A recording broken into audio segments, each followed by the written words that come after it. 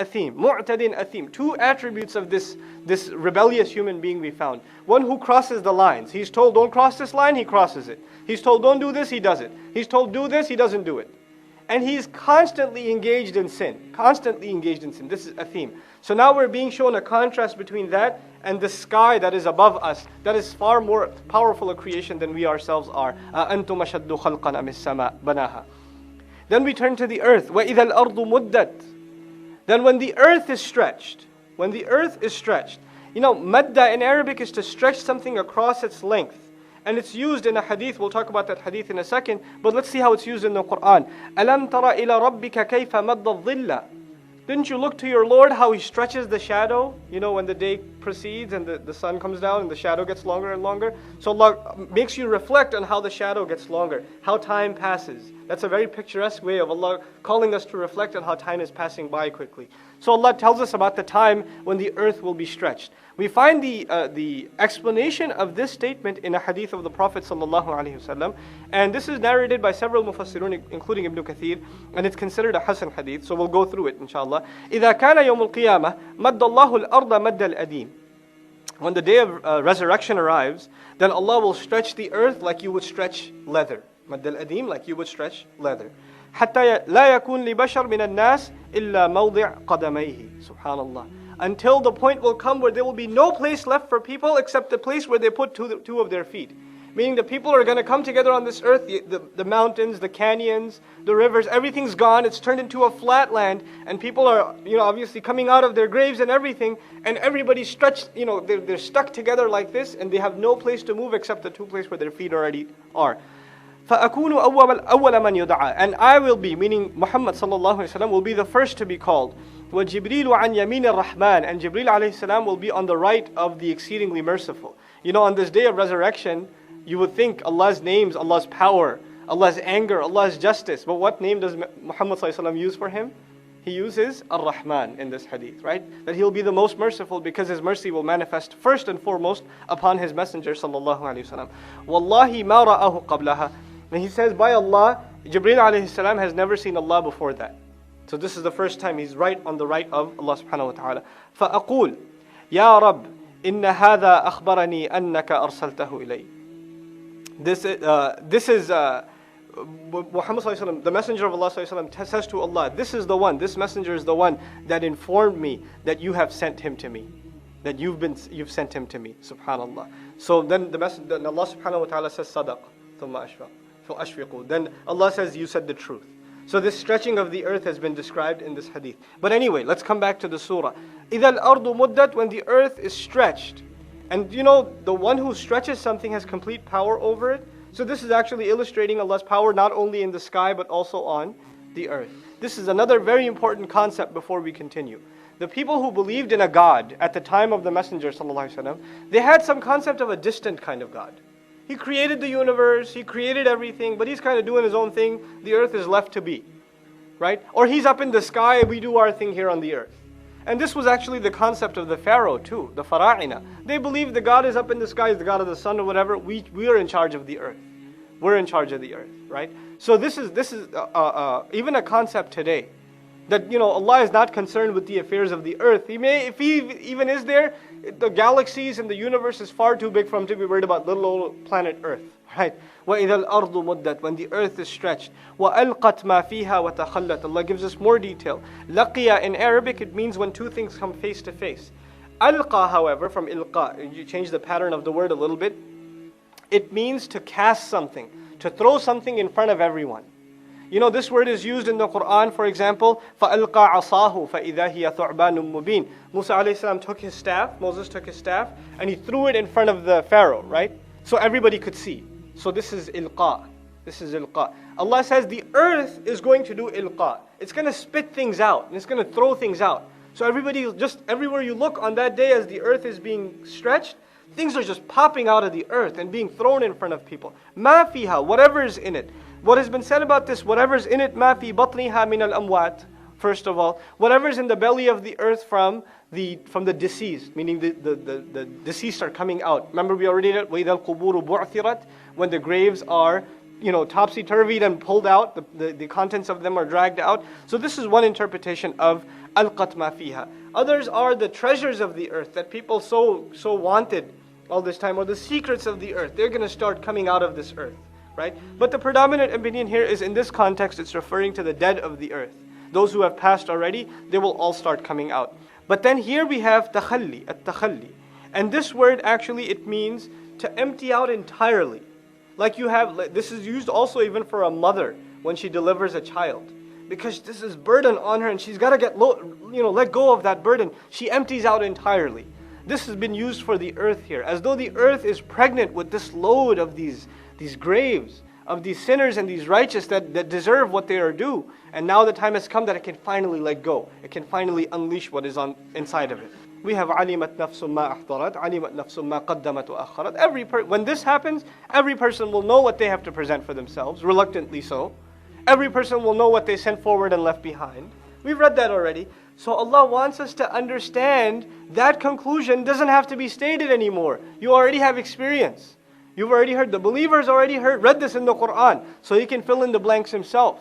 And this surah is about filling in the blanks. Understand the conclusion is coming. When this happens, what's the first thing that's going to happen? You're going to realize what you've been doing your entire life. When you see the sky crack open beyond repair, and when you see the earth stretched and its contents coming out, the first thing going through your mind will be, man, what do I have to present for myself? What did I send forward? What good deeds did I invest in? What evil have I left behind? These are the things that are going to be crossing your mind. It doesn't even have to be said. It's become a natural conclusion now. So Allah Azza wa Jal moves to the next topic. And this is really the center of this surah, this ayah right here. Ya ayyuhal insan. Allah Azza wa Jal begins, Ya ayyuhal insan. This usloob, this style of, oh human being. Hey human being. And insan, from one of the origins of the word insan is nasiya. So one of the implications of that is, oh forgetful human being.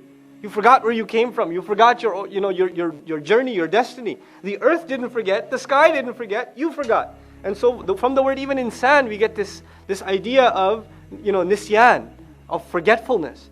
Now this thing has been mentioned twice. Ya ayyuhal insan occurs twice. And both in these series of surahs. You have Ya ayyuhal insan innaka kadih. Then we have Ya ayyuhal insan, we read already, Ma gharraka bi rabbikal kareem.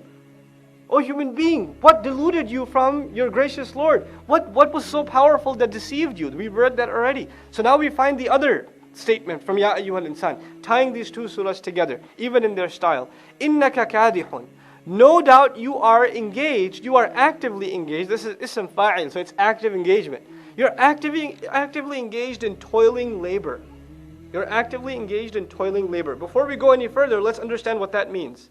In another place Allah says, لَقَدْ خَلَقْنَا الْإِنسَانَ فِي كَبَدٍ. We created the human being in just harsh work. So one of the conditions, it's a fact of life. Human beings, our entire life is struggling for things. It's struggling for things. Think of your entire life like exits or milestones on a highway. Right? You run out of gas, you got to get to the gas station, then you got to get to the next one. Destination you forget about, you worry more about how you get to the next milestone. Right? Even though you're on a longer journey, you stop at every milestone. So when you're a kid, your only milestone is when are my parents going to get me that toy? Right? When do I get to play with that thing? I've been waiting for so long, they haven't gotten it for me. Or when is summer vacation coming? Right? For summer vacation is coming in a couple of weeks. So, people are waiting for that. That's a milestone they're waiting for. You get a little older. When am I graduating from college? You get a little older. When am I going to get married? When am I going to, when's the baby coming? When are we going to move to the house?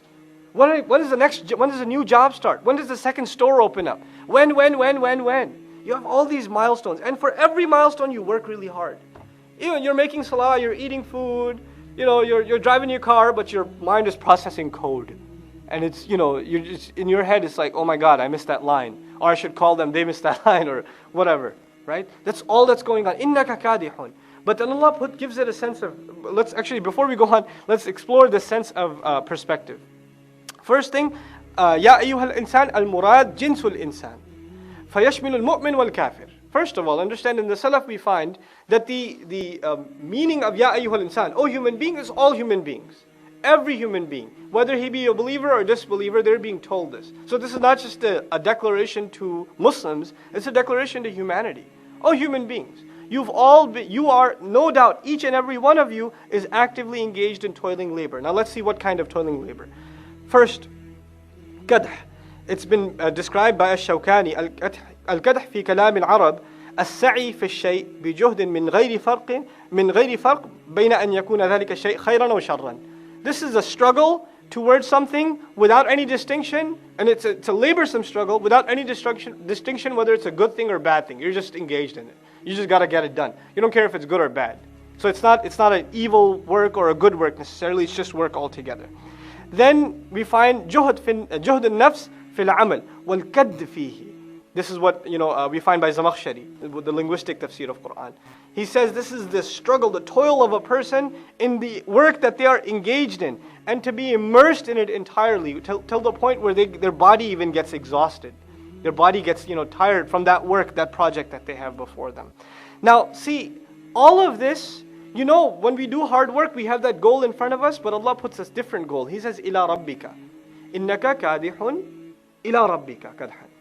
You are engaged in this active work rigorously, non-stop, day in and day out, business. You go to somebody, how's it going? Alhamdulillah, how's work? Man, it's a lot of work. Yeah, busy, It's always that. What's going on in life? Oh, well, there's this one thing going on. There's this other thing going on. We got to finish this project. And you take 20 minutes describing the guy your project that you're about to finish, or this new business you're about to start, or this class you're about to take, or this term paper you got to hand in. It's always something. But Allah says these tiny milestones, what ends up happening is you forget where you're headed. You have to go to one, then to the next, and you stop realizing you're actually on a highway, and these are just small stops. Where does this highway end? What's the conclusion? Remember we talked, this surah is about inevitability? What's the inevitable? Where are you going to end up? To your Lord.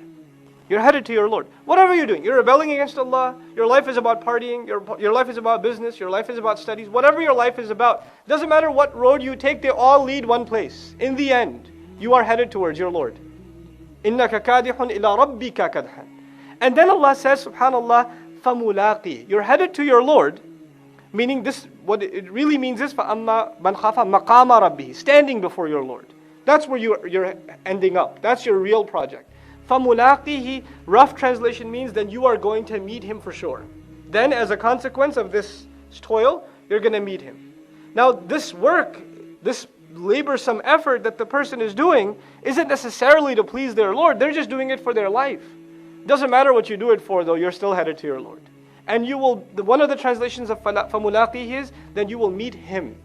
That you will meet, meaning your Lord. But it's been interpreted other ways also, like As-Sabuni in Safwat al-Tafasir says, فَمُلَاقٍ كَدْحَكَ. You're going to meet your own labor. And this has been supported in the Quran. You're going to work so hard, maybe you'll see the fruits of your labor, maybe you won't. Even if you do see the fruits of your labor, those aren't really the fruits of your labor. Where do you see the real fruits of your labor?